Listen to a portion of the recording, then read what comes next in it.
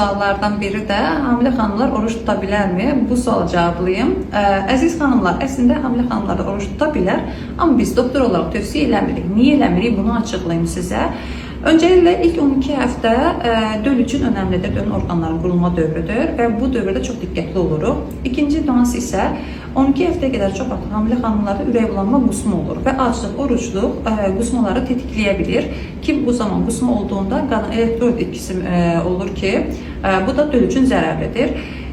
Digər halda isə ümumiyyətlə biz hamilə xanımlara sıx-sıx bəslənməsini və az-az bəslənməsini tövsiyə edirik ki, şəkər yüksəlməsi ani olmasın, şəkər düşməsi ani olmasın. Çünki hamiləlik müddətində ciddən sintez olunan H1 hormonu fiziolojik olaraq hamilə xanımlarda insulin direnci yaratmış olur ki, müəyyən miqdarda şəkər qanda qalsın və dölü böyütmək üçün kullanılsın.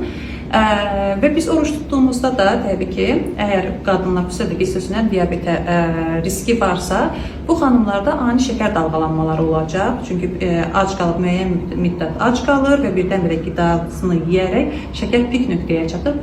Bu da hamiləlik üçün zərərlidir. Kimlərə tamamilə olmaz, onlardan bəhs edeyim.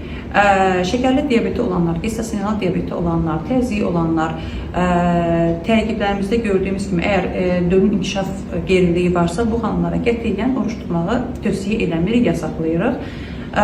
Bir də hansı risklər artır onları deyim.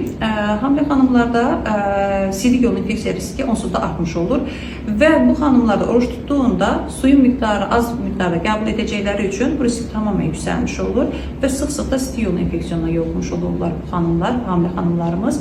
Ümumiyyətlə, hamiləlik müddətində oruç tutulacaqsa, ciddi nəzarət altında tamamən qadın sağlam olmalıdır. Bu şəkildə tuta bilər. Teşekkür ederim.